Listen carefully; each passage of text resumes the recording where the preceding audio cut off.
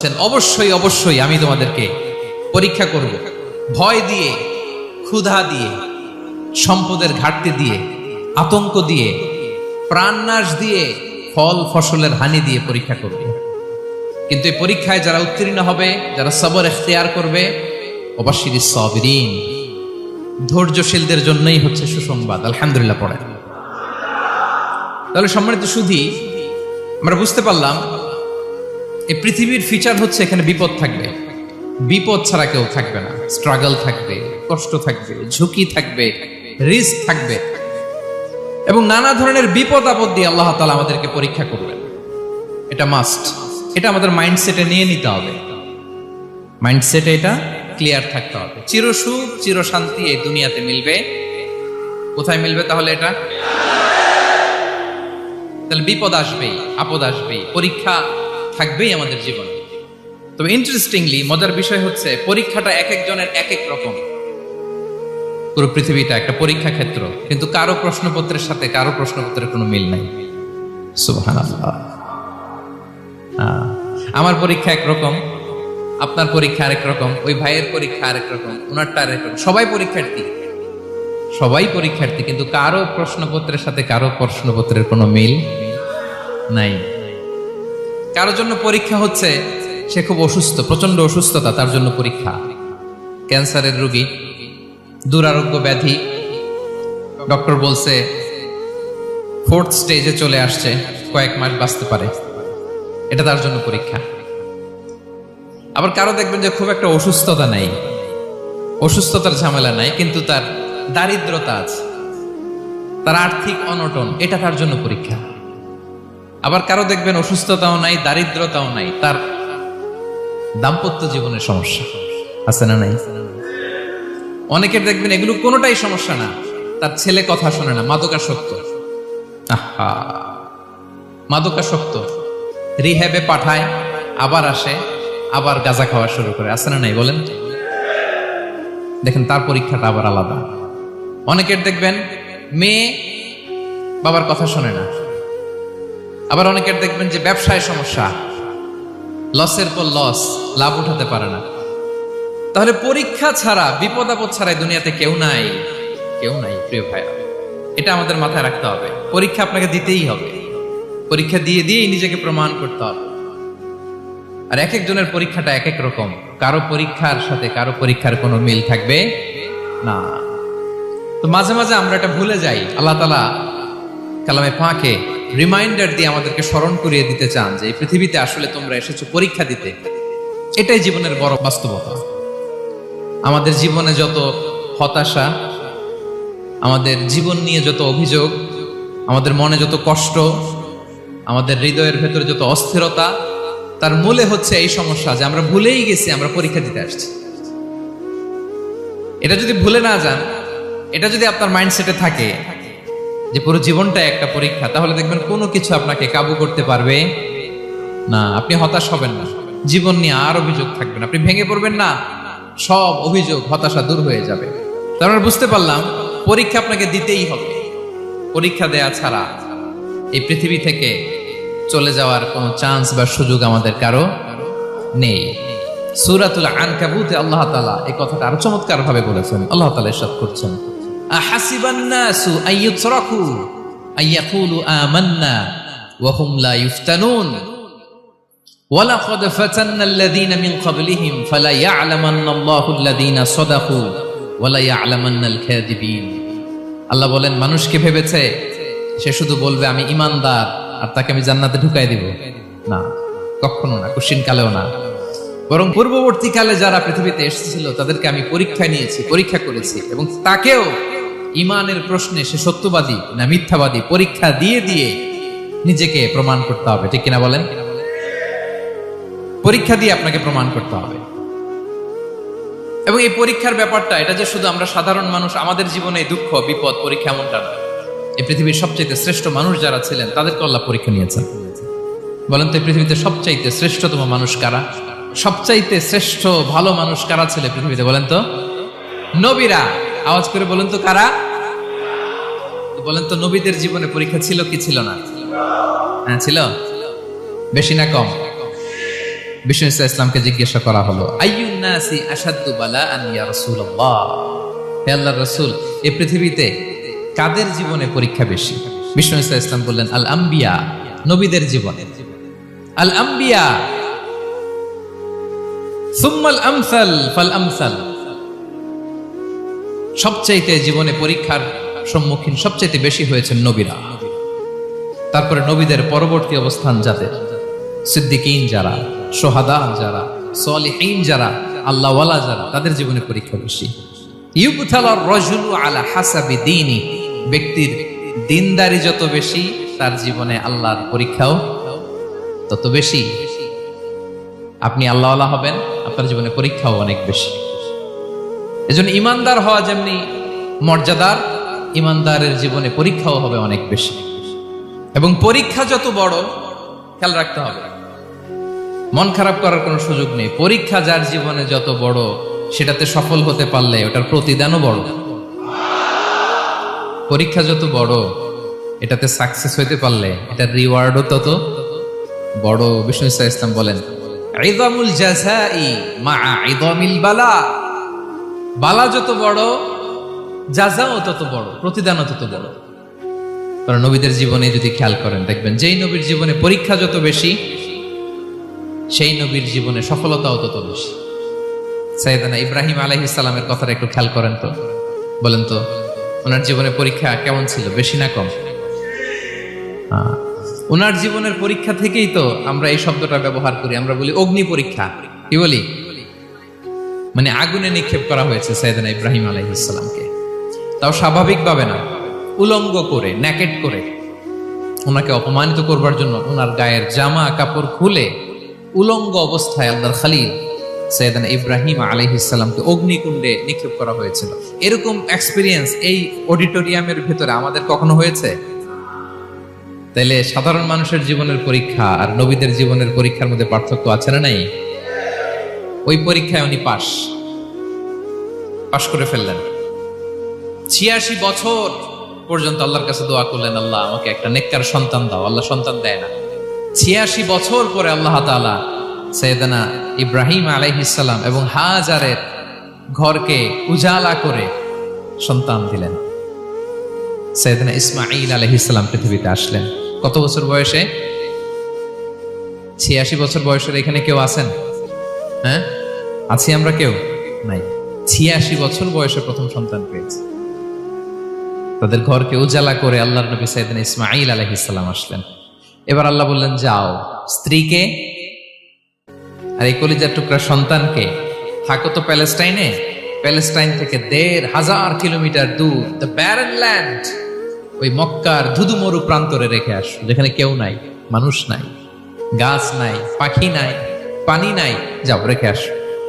আচ্ছা বলেন তো, ৮৬ বছর পরে যে লোকটা সন্তান পেল, বুঝে শুনে উত্তর দিয়েন, ৮৬ বছর পরে যে লোকটাকে আল্লাহ তাআলা সন্তান দিল, তার হৃদয়ে ওই সন্তানের জন্য মায়া বেশি না কম? এমনি তো আমাদের প্রথম সন্তানের হিস্ট্রিটা একটু খেয়াল করেন তো। প্রথম আমাদের যে মেয়ে হয়েছিল বা যাদের ছেলে হয়েছিল, তার প্রতি আদর, সোহাগ, দরদ, ভালোবাসা, আল্লাহ কত ছিল। আর ৮৬ বছর বয়স আল্লাহ তাআলা ওনাকে সন্তান দিলেন, দিয়ে বললেন, যাও হাজারকে আর ইসমাঈলকে মক্কার ধুধুমরু প্রান্তরে রেখে আসো। আল্লাহ তাআলা বলতে দেরি, চলে যেতে দেরি নাই, মুহূর্তে উনি রওনা হয়ে গেলেন। সুবহানাল্লাহ পড়বেন না? রেখে আসলেন মক্কার ধুধুমরু প্রান্তরে। এবার আল্লাহ বললেন, যাও রিটার্ন ব্যাক টু প্যালেস্টাইন, প্যালেস্টাইনে চলে যাও। চলে গেলেন, হৃদয়টা ভেঙে খান খান। অনেক বছর পরে আল্লাহ তাআলা আবার অনুমতি দিলেন, যাও এবার ছেলেকে দেখে আসতে পারো, যাও প্যালেস্টাইন থেকে আবার মক্কায় যাও। সাইয়েদনা ইব্রাহিম আলাইহিস সালাম প্যালেস্টাইন থেকে আবার ১,৫০০ কিলোমিটার পথ পাড়ি দিয়ে, এখনকার মতো ফ্লাইটে যায় না, গাড়িতেও না, উটে করে। কিসে করে? উনি যে কতবার মক্কা থেকে ফিলিস্তিন এসেছেন আর গিয়েছেন, কোনো ইয়ত্তা নাই, হিসাব নাই। গেলেন, এবার ছেলেটা হাঁটতে পারে, দৌড়াতে পারে, একটু একটু কথা বলতে পারে, আব্বু আব্বু ডাকতে পারে। কেমন মায়া লাগে বলেন তো? মায়া ভালোবাসায় যখন টইটম্বুর, ঠিক ওই মুহূর্তে আল্লাহ বললেন, ছেলেকে জবাই করো, জবাই করো ছেলেকে। আল্লাহ তাআলা বলতে দেরি করেছেন, আল্লাহর আদেশ পালনে 1 সেকেন্ডও তিনি দেরি করেন নাই। ছুরি চালালেন, জান্নাত থেকে দুম্বা নিয়ে আসা হলো। এভাবে আল্লাহর নবী ইব্রাহিম আলাইহিস সালাম ওনার জীবনের প্রতিটি ক্ষেত্রে যেখানে আল্লাহ তাআলা ওনাকে পরীক্ষা নিয়েছেন, উত্তীর্ণ হয়েছেন। এবং দেখেন ওনাকে আল্লাহ তাআলা কি উপহার দিলেন, আল্লাহ তাআলা ওনাকে খলিলুল্লাহ উপাধি দিলেন, আল্লাহর বন্ধু। সুবহানাল্লাহ বলেন। আল্লাহ তাআলা বলছেন, ওয়া ইযিবতালা ইব্রাহিম রাব্বুহু বিকালিমাতিন ফাআতাম্মাহুন ক্বালা ইন্নী জাঈলুকা লিন-নাসি ইমামা। আল্লাহ অনেকগুলো পরীক্ষা নিয়েছিলেন সাইয়েদনা ইব্রাহিম আলাইহিস সালাম, প্রতিটা পরীক্ষায় সাকসেসফুলি পাস করেছেন, গোল্ডেন এ প্লাস। আল্লাহ বলেন, ইন্নী জাঈলুকা লিন-নাসি ইমামা, I'm gonna make you the leader for the entire human being. I'm gonna appoint you as a leader for the entire universe. গোটা বিশ্বের জন্য, গোটা মানবতার জন্য আমি তোমাকে লিডার বানায় দিলাম। ইযামুল জাযাই মা'a ইযামিল বালা। পরীক্ষা যত বড়, ওই পরীক্ষায় পাশ করলে ওইটার ফলাফল ও প্রতিদানও বড়। তাহলে দেখেন প্রিয় ভাইরা, সাইয়েদনা ইব্রাহিম আলাইহিস সালামের জীবনে পরীক্ষার কোনো শেষ ছিল না। আমি আপনি কোথায়? আল্লাহর খলিলের জীবনে যদি এত পরীক্ষা থাকতে পারে, আমি আপনি কোথায় বলেন তো? এবার বলেন, সাইয়েদনা মূসা আলাইহিস সালাম, ওনার জীবনে তো কোনো পরীক্ষার ছিল না। হ্যাঁ, গুণে শেষ করতে পারবেন? জন্মটাই তো হয়েছে পরীক্ষার মধ্য দিয়ে। মিশরের ছেলে সন্তান হইলেই ফেরাউন বলছে জবাই করো। ওনার মা এরকম সিন্ধুকে করে ভাসায় দিলেন নীল নদীতে। আল্লাহু আকবার! কি একটা রোমাঞ্চকর পরিস্থিতির মধ্য দিয়ে আল্লাহ তাআলা ওনাকে বাঁচালেন। সুবহানাল্লাহ। জন্মই হয়েছে পরীক্ষার মধ্যে। বড় হইলেন, ফেরাউনের ভয়ে দেশ ত্যাগ করলেন, মিশর থেকে মাদিয়ান। আবার আল্লাহর আদেশে যখন ফিরে আসলেন, আবার ফেরাউনের সাথে তর্ক বিতর্ক, যুদ্ধ। একটা রাত আল্লাহ নবী মূসা আলাইহিস সালাম শান্তি মতো মিশরে ঘুমাতে পারে নাই। একটা রাত। শেষ পর্যন্ত এই ফেরাউন মূসা আলাইহিস সালামকে ধাওয়া করেছে। ফেরাউনের ধ্বংসের আগ পর্যন্ত সে মূসা আলাইহিস সালামকে ধাওয়া করেছে। তার মানে মূসা আলাইহিস সালাম এই বিপদ আপদ পরীক্ষা এগুলো থেকে মুক্তি পান নাই। এবার বলেন ঈসা আলাইহিস সালামের কথা। ওনার জীবনে তার পরীক্ষা ছিল না। কি পরীক্ষা ছিল? হ্যাঁ, আল্লাহু আকবার। Same scenario goes to the biography of every messenger in the world. পৃথিবীর সব নবীর ক্ষেত্রে একই ঘটনা ঘটেছে। সাইয়েদনা ঈসা আলাইহিস সালাম দাওয়াত যখন দিলেন, ওনার বিরোধিতা শুরু হলো, ওনাকে হত্যার ষড়যন্ত্র হলো। ইভেন কি ওনাকে মারার জন্য বনি ইসরাইলেরা উদ্ধত হলো, জানে বাঁচবার জন্য পালালেন। এক ঘরে ঢুকলেন, চারদিক দিয়ে ঘেরাও করলো। উনি দরজা জানালা লাগাই দিলেন। ওরা বললো, একজন দরজা ভেঙে জানালা ভেঙে ভিতরে ঢুকো, ঢুকে দেখো বেটা ঈসা কি করে। একজন ভিতরে ঢুকছে, ঢুকার সাথে সাথে বল রাফাআহুল্লাহু ইলাইহি, আল্লাহ তাআলা ঈসা আলাইহিস সালামকে উপরে উঠায় নিলেন। আর যেই লোকটাকে তারা ভিতরে ঢুকালো, তার চেহারাকে আল্লাহ তাআলা ঈসা আলাইহিস সালামের চেহারার মতো করে দিলেন। এবার তার বাইরের সাথীরা বলে, ঘটনা কি? বেটা ঈসাও বেরোয় না, আমাদের লোকটাও বেরোয় না, সবাই ঢুক। দরজা ভেঙে ভেতরে ঢুকে দেখে ঈসা দাঁড়ায় আছে। বলেন তো, এটা ঈসা না মিসা? এটা কি আসল ঈসা? ওমা কতালু ওমা সলাবু ওয়ালাকিন শুব্বিহা লাহুম। আল্লাহ বলে, তোমরা আমার নবী ঈসাকে হত্যাও করতে পারো নাই, শুলেও চড়াতে পারো নাই। আমি সেফটি সিকিউরিটি দিয়ে আমার নবী ঈসা আলাইহিস সালামকে আকাশে তুলে নিয়েছি। তাহলে ওনার জীবনে পরীক্ষার শেষ ছিল না। এবার যদি আমরা বিশ্বনবী সাল্লাল্লাহু আলাইহি ওয়াসাল্লামের জীবনের দিকে তাকাই, ওনার জীবনটা দেখেন তো। আমাদের পেয়ারা নবী বিশ্বনবী মুহাম্মদুর রাসূলুল্লাহ সাল্লাল্লাহু আলাইহি ওয়াসাল্লাম, ওনার জীবনে কি স্ট্রাগল ছিল? স্ট্রাগল। মাক্কি জীবনের কথা যদি একটু খেয়াল করেন, দেখেন তো 3 বছর শিয়াবে আবি তালেবে জেল খেটেছেন, না খেয়েছিলেন। ওনার বংশের লোকেরা প্রথমে ছাগল খেয়েছে, ছাগলগুলো যখন শেষ, ছাগলের চামড়াগুলো শুকিয়ে ওইটা খাইছে। গাছের পাতা ছাল এগুলো খেয়ে খাবারের অভাবে বেহুশ হয়ে পড়ে থাকতো তারা। না খেয়ে কয়দিন ছিলেন আপনি? আমি কয়দিন ছিলাম না খেয়ে? মনেই তো পড়ে না, না খেয়েছিলাম কিনা কোনোদিন। এ হচ্ছে মাক্কি জীবন। মেন্টালি প্রেসার দেয়া হয়েছে। বিশ্বনবীর চাচা আবু লাহাব, তার 2 ছেলে উতবা আর উতাইবা, এদের সাথে বিয়ে দিয়েছিলেন 2 মেয়ের। যখন দাওয়াত দেওয়া শুরু করলেন, 2 মেয়েকে ডিভোর্স দিয়ে দিল। দেখেন, একটা বাবার জন্য প্রাপ্তবয়স্কা মেয়েকে যখন উঠায় নেয়ার আগে ডিভোর্স দেয়, তার মানসিক অবস্থাটা কেমন থাকে বলেন? মেন্টালি প্রেশারাইজ করা হয়েছে, ফিজিক্যালি হ্যারাস করা হয়েছে। বিষ্ণু সাল্লাল্লাহু আলাইহি ওয়াসাল্লাম যখন নামাজে দাঁড়াতেন, উটের পচা নারী ভুঁড়ি বিষ্ণুনবীর কাঁধে চাপিয়ে দেওয়া হতো। আপনার জীবনে এরকম ঘটছে কখনো?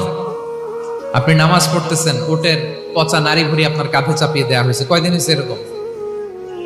কয়দিন হয়েছে? হ্যাঁ, তারপরে তো আলহামদুলিল্লাহ বেরোয় না মুখ দিয়ে। কেমন আছেন হুজুর? কয়েন না, বেশি একটা সুবিধার না, তাই না? বেশি একটা একটু মিলাবেন। কতটুকু পরীক্ষা আমরা দিয়েছি। তায়েফে গেলেন বিশ্বনবী, তায়েফে গেছিলেন জমির বায়না দিতে, তাই না? জমি কিনবে তায়েফে। তায়েফবাসীদেরকে জাহান্নামের আগুন থেকে বাঁচাতে গিয়েছিলেন, নিজের জন্য না। সেখানে তায়েফের ছেলেরা পাথর মেরেছে বিষ্ণু ইসলামের গায়ে। এত শুভ্র দেহ ছিল, চেহারা ছিল, বিষ্ণুবীর গা দিয়ে ঝরঝর করে রক্ত ঝরেছে। ফিজিক্যাল হ্যারাসমেন্টের শিকার হয়েছেন বিষ্ণু ইসলাম। যখন যেদিন বিষ্ণু ইসলামকে হত্যার ষড়যন্ত্র করা হলো, আল্লাহ তাআলার আদেশে তিনি মক্কা থেকে মদিনায় হিজরত করলেন। মদিনাতে যে একটা রাত, সপ্তম হিজরির আগ পর্যন্ত শান্তিতে ঘুমাতে পারেন নাই। 3 দিকে 3 ইহুদি বসতি, বনু কাইনুকা, বনু নদীর, বনু কুরাইজা। আহা, খাওয়ার মধ্যে বিষ মিশিয়ে দেয়া হয়েছিল বিষ্ণু ইসলামের। বাজুর, খাসির বাজুর রান পছন্দ করতেন। এক ইহুদি মহিলা বিষ্ণু ইসলামের ওই রানের মধ্যে বিষ মিশিয়ে দিয়েছিল। ওই বিষের যন্ত্রণায় মৃত্যুর আগ পর্যন্ত বিষ্ণুনবী কাতরাতেন। এবং উনি ইন্তেকালের সময় ওই বিষের ব্যথা যন্ত্রণাতে ইন্তেকাল করেছেন। বিষ্ণুনবীর ইন্তেকালটা শাহাদাতের ইন্তেকাল ছিল। বিষ্ণু ইসলাম বলেছেন, ওই যে খায়বার এলাকার ওই মহিলা যে আমার খাবারে বিষ মিশিয়েছিল, সেই বিষের যন্ত্রণা, বেদনা, কষ্ট আমি অনুভব করছি। খেয়ে না খেয়ে দিন প্রচারের কাজে নিজেকে দিয়েছ বিলিয়ে, তায়েফের কাফিরেরা চিনল না সে আলো, দুষ্ট ছেলেদের পিছু দিল লেলিয়ে, পাথরের আঘাতে ক্ষত বিক্ষত হয়ে সারা শরীর থেকে রক্ত ঝরে। হে রাসূল তোমাকে ভুলি আমি কেমন করে, হে রাসূল তোমাকে ভুলি আমি কেমন করে। হাজার ব্যথা বেদনার পরে ফিরে আসনি তুমি আপন ঘরে, দিনের আলো তুমি ছড়িয়ে দিতে চলে গেলে মদিনায় মক্কা ছেড়ে। হে রাসূল তোমাকে ভুলি আমি কেমন করে, হে রাসূল তোমাকে ভুলি আমি কেমন করে। ঠিক কিনা বলেন? একটা রাত শান্তিতে, শান্তির ঘুম তিনি দিতে পারেন নাই। প্রিয় ভাইরা, তাহলে আমরা কি বুঝলাম? বিশ্বনবীর জীবনও পরীক্ষা ছিল কি ছিল না? আমাদের উপায় আছে? আমরা বাঁচতে পারবো এই বিপদ আপদ পরীক্ষা ঝঞ্ঝাল থেকে? বাঁচতে চাইলেও বাঁচতে পারবো? ইমাম মালিক আলাইহি রাহমা নাম শুনেছেন? ইমাম মালিক, ওনার জ্ঞান থেকে লাখো লাখো মানুষ উপকৃত হয়েছে, কোটি কোটি মানুষ উপকৃত হয়েছে। মদিনার রাস্তায় রশি দিয়ে ওনাকে টেনে হিচড়ে এক এলাকা থেকে আরেক এলাকায় নিত জালেম বাদশারা। ইমাম মালিক আলাইহি রাহমা। ইমাম আহমদ ইবনে হাম্বল, ওনাকে বেত্রাঘাত করা হতো, চাবুক দিয়ে পেটানো হতো। আল ইমাম আল আযম আবু হানিফা আলাইহি রাহমা, ওনাকে কারাবন্দী করা হয়েছিল। তার মানে দেখেন, যত বড় বড় স্কলার, যত বড় বড় মাশায়েখ, এমনকি আম্বিয়া আলাইহিস সালাম, ওনারাও পরীক্ষা বিপদ আপদ থেকে রেহাই পাইছে। তাহলে আপনি আর আমি পাবো? বলেন তো। তাহলে এটা আমাদের ব্রেইনে গেঁথে নিতে হবে যে জীবন মানেই এখানে বিপদ থাকবে, পরীক্ষা থাকবে, স্ট্রাগল করে করে আমাকে আগাতে হবে। কেউ আমার জন্য রেড কার্পেট বিছিয়ে রাখবে না। এই জীবনটা বড় জটিল। This is life, how it's design. এভাবেই পৃথিবীকে ডিজাইন করা হয়েছে। এখানে বিপদ আছে, কষ্ট আছে। এই পরীক্ষা দিয়ে দিয়ে আপনাকে উত্তীর্ণ হতে হবে। বুঝতে পেরেছেন প্রিয় ভাইরা? নাও দ্য কোশ্চেন আরাইজেস, এখন প্রশ্ন হচ্ছে, কেন আল্লাহ এই পরীক্ষা নেন? কেন? আল্লাহ তাআলা সূরা মুলকে বলেছেন, এই পৃথিবী সাজানোর, এই জীবন মৃত্যুর এই খেলা, এর উদ্দেশ্যটাকে আল্লাহ তাআলা স্পষ্ট করে বলেছেন, আল্লাযী খালাকাল মাউতা ওয়াল হায়াতা লিয়াবলুয়াকুম আইয়ুকুম আহসানু আমালা। জীবন মৃত্যু দিয়ে তোমাদের জীবনকে সাজানো হয়েছে এজন্য, যাতে করে তিনি তোমাদের পরীক্ষা করতে পারেন। কি করতে পারেন? তোমাদের মধ্যে কে সৎকর্মে অগ্রগামী, কে কাজে ভালো, আমলে ভালো, এটা দেখার জন্য। বেসিকলি আল্লাহর দেখার প্রয়োজন নাই, আমাদেরকে দেখানোর জন্য এই পরীক্ষার আয়োজন। আমি ভালো করবো না খারাপ করবো এটা আল্লাহ জানে না? ওনার পরীক্ষা করা লাগে কেন? কথা বলেন। আমি জান্নাতি না জাহান্নামী এটা আল্লাহ জানেন না? বেসিকলি আমাদেরকে জানানোর জন্য এই পরীক্ষার আয়োজন। কাদেরকে জানানোর জন্য? মানে তুমি জেনে যাও তুমি জান্নাতি না জাহান্নামী। আমি ভালো করেই জানি। একটা ছোট্ট উদাহরণ দিলে বুঝতে পারবেন প্রিয় ভাইয়েরা। ধরেন আল্লাহ তাআলা দুইজনকে সৃষ্টি করলেন। উদাহরণস্বরূপ একজনের নাম আব্দুল্লাহ, আরেকজনের নাম আব্দুর রহমান। সৃষ্টির পরে আব্দুল্লাহকে বললেন, আব্দুল্লাহ আমি জানি তুমি পৃথিবীতে 50 বছর হায়াত পাইতা, খুব ভালো কাজ করতে, তুমি দুনিয়াতে অনেক ভালো কাজ করতে, এটা আমি আগেই জানি, আমার অসীম জ্ঞান বলে আমি আগে থেকেই জানি। তো যাও, তোমার এইমাত্র সৃষ্টি করলাম, যাও তুমি জান্নাতে ঢুকে যাও, কারণ আমি জানি তুমি জান্নাতি হবে। আচ্ছা, আর আব্দুর রহমান তুমি পৃথিবীতে খুব খারাপ কাজ করতে, এটা আমি জানতাম, তোমারে পাঠাইলে খারাপ কাজ করবা, তুমি সীমা লঙ্ঘন করবা, অন্যায় করবা, অপরাধ করবা, তুমি জাহান্নামী হবা, যাও। যেহেতু আমি জানি পরীক্ষার আর দরকার নেই, তোমারে জাহান্নাম দিয়ে দিলাম, যাও ঢুকে যাও। আব্দুল্লাহ ঠিকই জান্নাতে ঢুকে যাবে, আব্দুর রহমান কি ঢুকবে? ঢুকবে। সে বলবে, আল্লাহ এইমাত্র আমারে বানাইলেন, এইমাত্র আপনি আমাকে সৃষ্টি করলেন, সৃষ্টি করেই বলতেছেন তুমি জাহান্নামে যাও, আর বলতেছেন আমি জানি দুনিয়াতে পাঠালে তুমি খারাপ কাজ করবা, তুমি জাহান্নামী হবা, পাঠানোর আর কি দরকার, আগে থেকে জাহান্নামে যাও। আল্লাহ আপনি জানলে জানতে পারেন, আমি তো জানি না। ঠিক কিনা বলেন?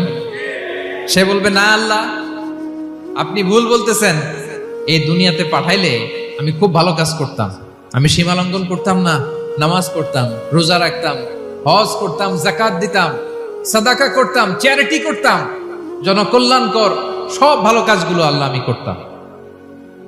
এজন্য আল্লাহ তাআলা পরীক্ষার আয়োজন করেছেন, যাতে করে তুমি জেনে যাও যে পৃথিবীতে তুমি কি করেছো। এখন আর আল্লাহকে এক্সকিউজ দেওয়ার সুযোগ নেই। আচ্ছা বলেন তো, আবু জাহেলকে যদি আল্লাহ এখন কিয়ামতের দিন বলে, Abu Jahl go to the hell fire, Abu জাহেলের কিছু বলার সুযোগ আছে? কারণ ও দুনিয়াতে কি করে আসছে এটাও জানে না। ফেরাউনকে ডেকে যদি আল্লাহ বলে, ফেরাউন তুমি জাহান্নামে যাও, go to the hell fire, ওর কি কোনো এক্সকিউজ দেওয়ার সুযোগ আছে? বলেন, সুযোগ আর আছে? কারণ তুমি দুনিয়াতে কি করেছো তোমার চেয়ে ভালো কেউ আর জানে? পৃথিবীতে এই পরীক্ষার এই আয়োজনের সবচাইতে বড় উদ্দেশ্য হচ্ছে যাতে করে আমরা দেখে যাই যে আমরা কি কাজ করছি। কেউ যখন পরীক্ষা দেয় প্রিয় ভাইরা, ওই পরীক্ষায় কত পাবে তার একটা হিসাব আছে না? বলেন, আপনি গণিত পরীক্ষা দিয়ে আসছেন, যে 100-তে 100 পাবে সে বলতে পারে আমার সব অঙ্ক হয়েছে, ঠিক কিনা বলেন? আর যে লাড্ডু গুড্ডু বুঝছেন তো, কিছুই পারে নাই, ঘোড়ার ডিম, তারও একটা হিসাব আছে যে সে কিছুই লিখে আসতে পারে নাই। তাই পৃথিবীতে এই পরীক্ষার আয়োজনের প্রধানতম কারণ হচ্ছে যাতে করে আমরা বুঝে যেতে পারি যে আমরা কোথায় যাব, জান্নাতে না জাহান্নামে।